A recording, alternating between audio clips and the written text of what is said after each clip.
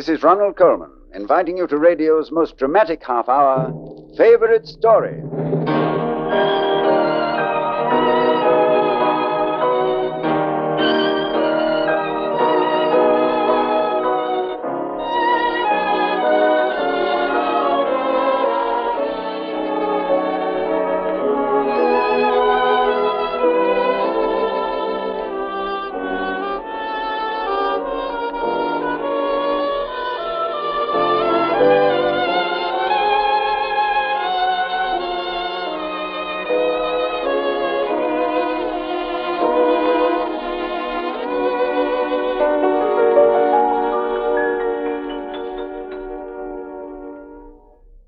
The man named Anton Chekhov was a great playwright.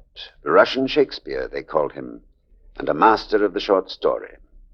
He was a gentle soul with an unusual understanding of the heart of man. And in this week's favorite story, you'll find he proves himself a great searcher after truth. Charles Boyer selected Chekhov's The Bet as his favorite.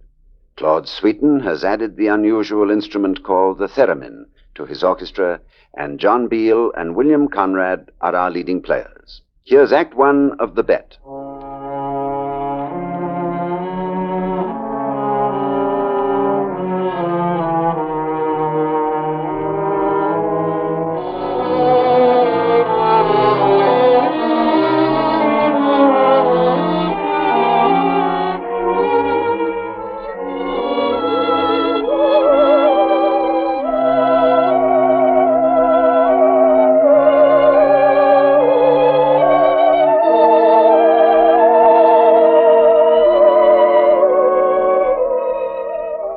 Yellow square of light in the corner of the garden.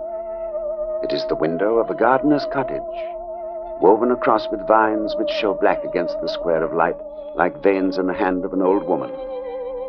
There is no moon. The garden looks like a jungle in the starlight. It wasn't always so, for there was a time when this estate had gardeners to care for these grounds. But there are no gardeners now. So the vines and plants and shrubs have overgrown each other and covered the little cottage, all four walls. Even the door is laced across with intertwining vines. Yet there is a light inside. There is a candle burning inside that garden cottage. And there must be someone there who lit the candle. We can't see him. The window is too high up on the wall of the hut. But he is there. No one has seen him for 15 years. But he is there. Tonight, the owner of this estate, the man named Stakovich, will call on that man in the cottage to kill him. 15 years ago tonight, it was different. There was laughter in this house. That is a very amusing point of view, Sergei. I don't think it's an amusing subject. Well, our young lawyer speaks. Tell us, Semyon, why is it not an amusing subject? To take a man's life, that's murder. Well, for the individual to do such a thing, yes, for the individual private citizen. But for the state to take a man's life, that is another matter. Now, are you going to try to tell us that when a criminal is convicted in a fair trial by a court of justice and is ordered to be hung by the Tsar's executioners, that is murder? The state is not God, Stakovich. It has no right to take away something that it can't give back. And for that reason, I insist that it's wrong for the state to take away a man's life.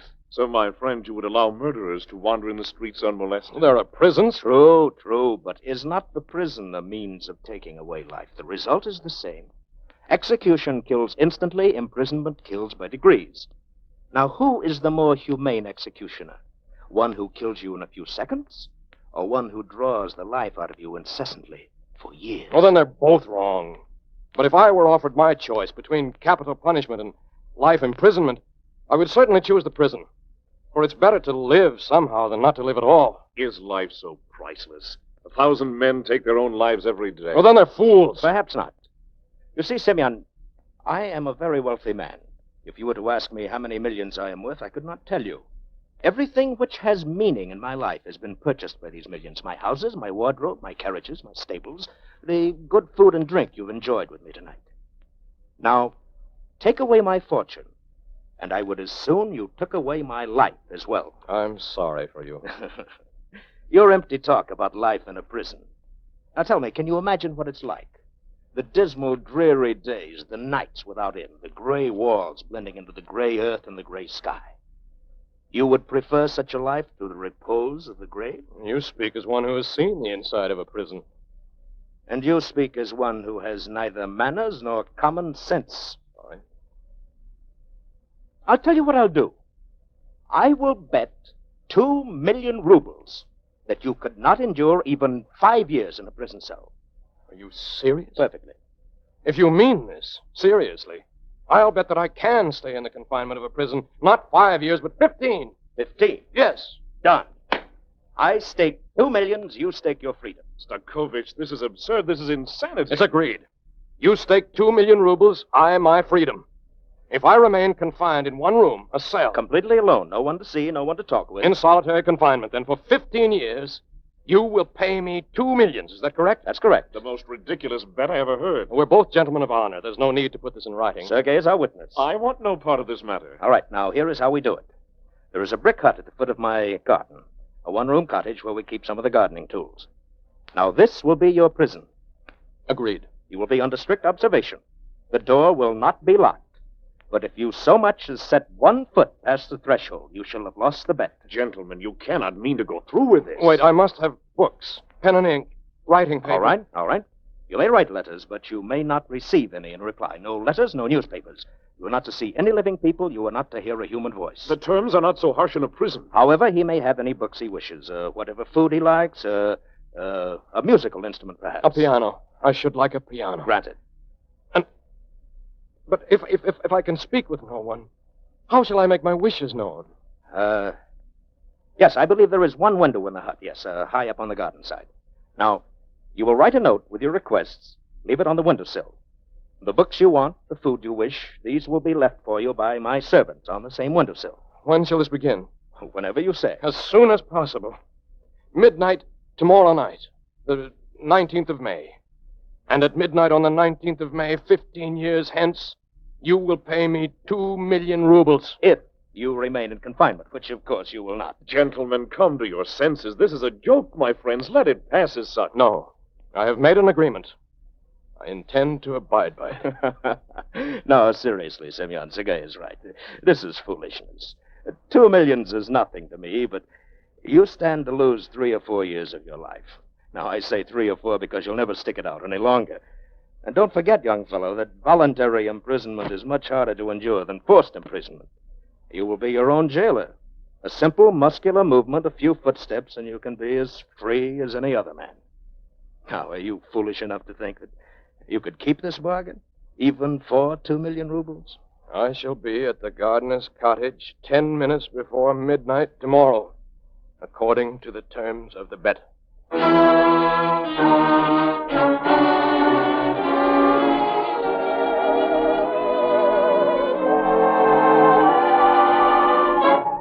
Why did I make this bet?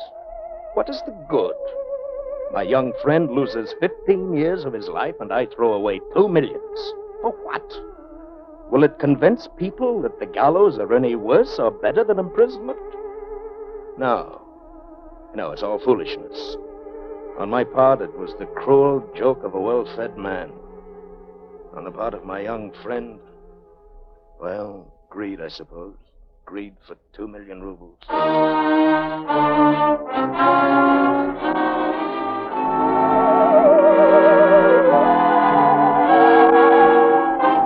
Why did I make this bet? Well, the answer's simple. Is there anything a man in my position would not do for 2 million rubles? But no, it's not the money alone. It's not the promise of wealth and complete independence when I'm free again.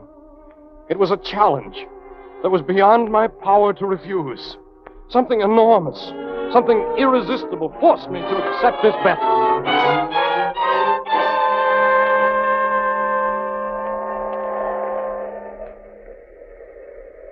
The time, Sergei? 3 minutes until midnight.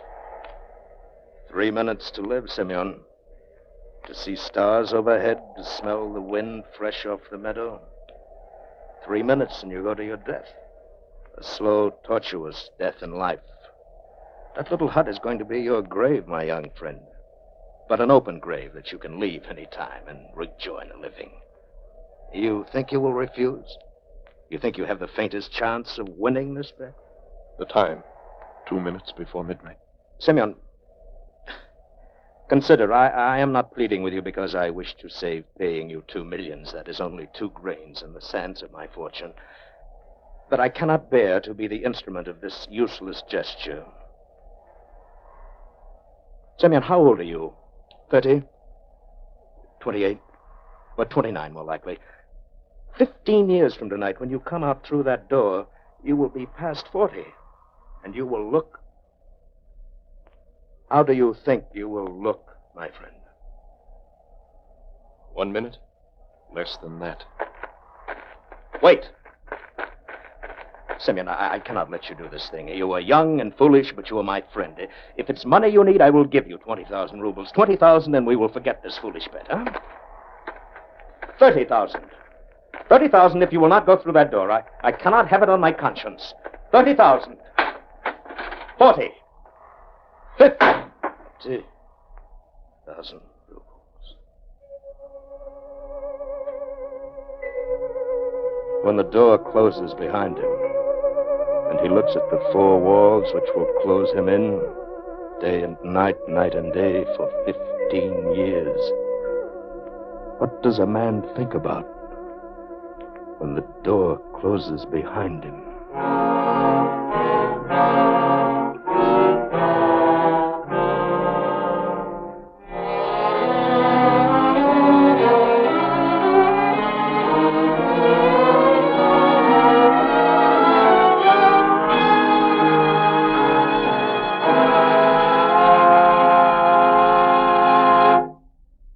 We're ready for Act Two of Charles Boyer's favorite story, The Bet, by Anton Chekhov. Dramatized and directed by Jerome Lawrence and Robert E. Lee, and starring John Beale and William Conrad.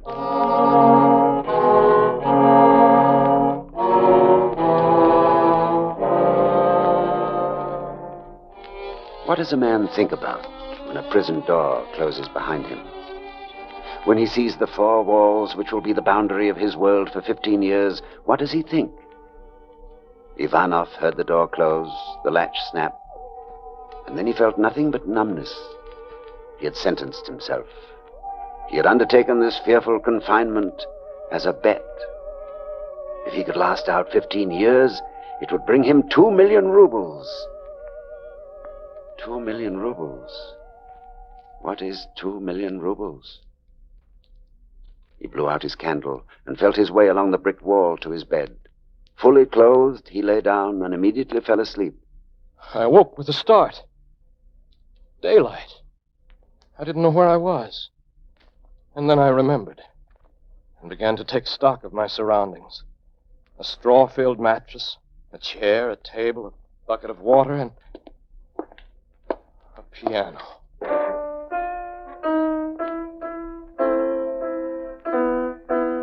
Pity I'd never had time to learn to play. I could study now. Now I would have time to learn. I would send for a manual of the piano. I would teach myself.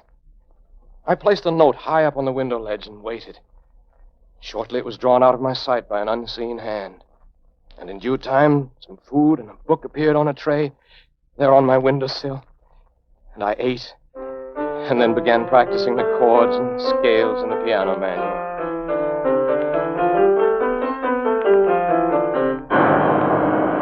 And then I was terrified. The square of sunlight from my window had scarcely moved. With all that had happened, my note, the breakfast, my clumsy fingering of the piano, less than an hour had passed.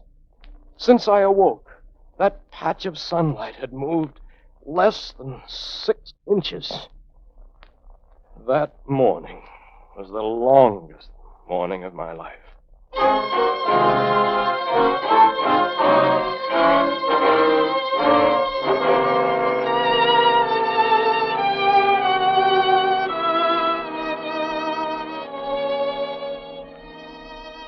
And what do you hear from your guest at the bottom of the garden, Stakovich? Does he seem contented? Here, read his notes. Ah, my dear jailer. Please send me coffee and gruel and a manual for the study of the pianoforte. That was his first note 2 weeks ago. You complied? At once. Read some more. My dear jailer, make me laugh. Send me a book which will make me laugh. How pitiful. Yes. Read this. He sent it an hour ago. I beg of you, dear jailer, when the servant brings my coffee tomorrow, let him say good morning. I must hear the sound of a human voice. Well, Stakovich, what will you do? The prisoner will be served in silence. Those were the terms of the bet.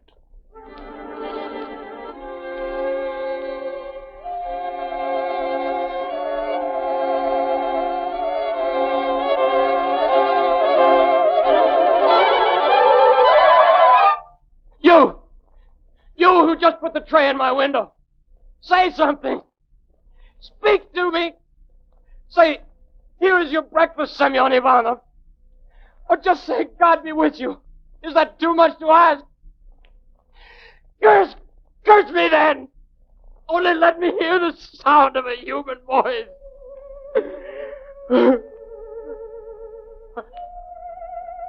I can hear a human voice.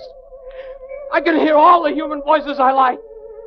I have only to go to the door, touch the latch, step outside, and I'm as free as other men. I will. My fingers reached the latch, but I did not go out the door. Something stopped me. I went back to my piano.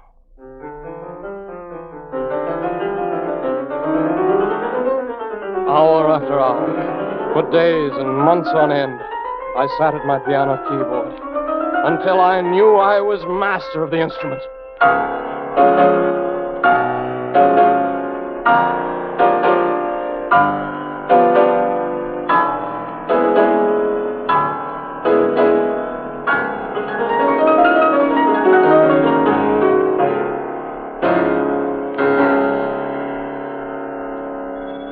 I sent for books till they were stacked to the ceiling of my cell. The great writing of all time. The philosophers, Aristotle, Socrates, Confucius. In the second year, I read 600 volumes. In the third year, I approached the realm of the natural sciences, chemistry, biology, astronomy. I set about the study of languages, Latin, Greek, French, German, even Sanskrit, and Aramaic, and early Egyptian. These studies occupied 7 years of my confinement, so that no season which passed seemed half so long as that first morning in the gardener's cottage. Oh, Sergei, I'm very glad to see you. I came as quickly as I could. Are you ill? What is wrong? At a time such as this, a man needs someone to talk with. My friend, since sunrise this morning, I have lost 50 million rubles. 50 million rubles? How did it happen? How? Small loss. I try to recover it with a larger investment. I lose again, double the stakes, and so on. Did you lose? Everything? No. No, Sergei, I have a few millions remaining. What about the bet? I can't afford to lose it now. I can only hope that my visitor at the foot of the garden will choose to escape before the 15th year. Either to escape or to die.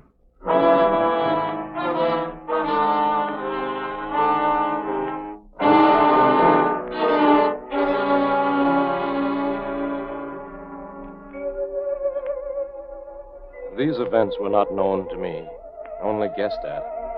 My books came in cheaper bindings. The food was plain now. I could see the vines growing wild across my little square of sky. I became terribly depressed. My 10th year in that prison cell was a nightmare. My mind refused to grasp. My eyes refused to read. My tongue to taste. And my legs ached to walk a long distance. And then one day, I found on my windowsill a book I hadn't requested. The Holy Bible.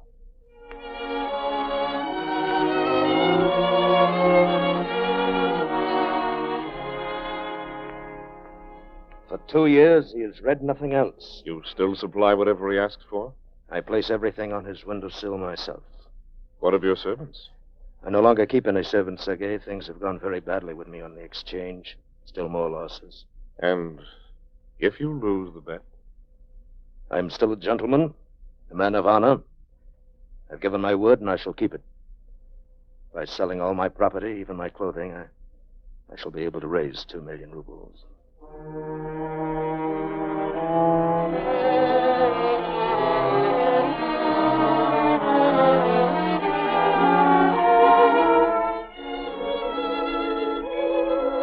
There is the square of yellow light, crisscrossed with vines, like veins in the hand of an old woman.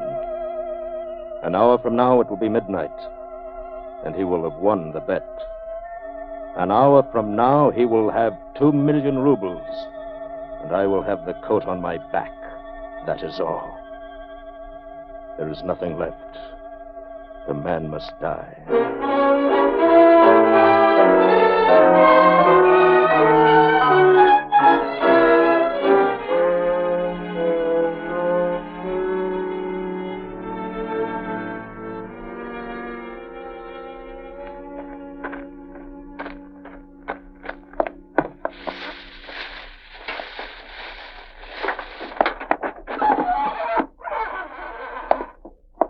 Semyon?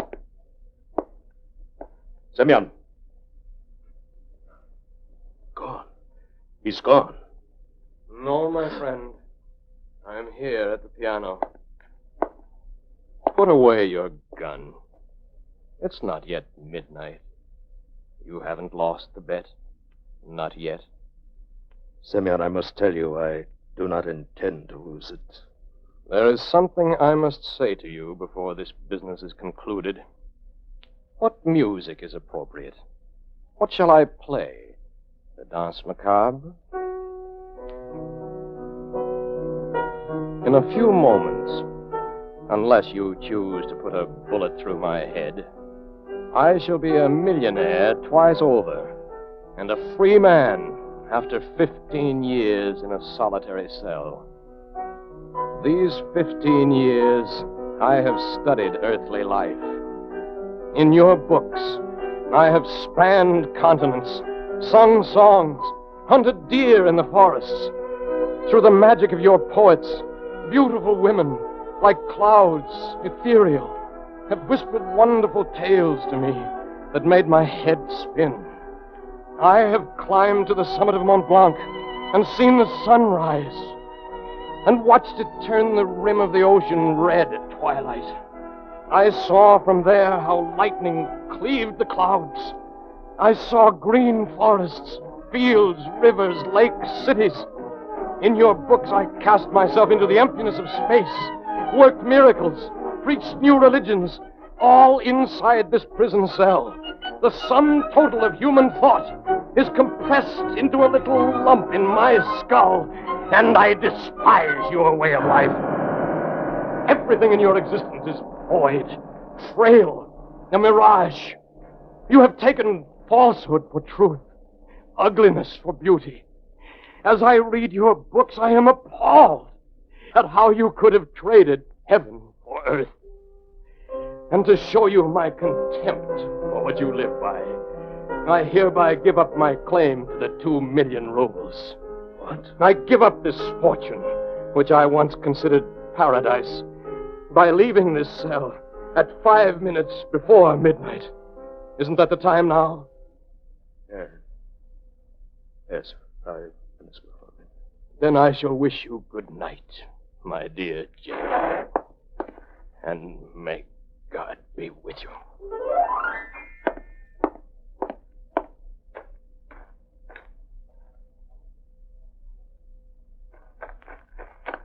I brushed by him on the path. Yes.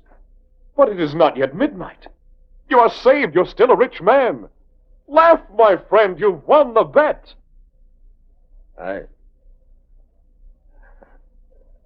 I'm not sure, Sergei. Whether I've won or lost.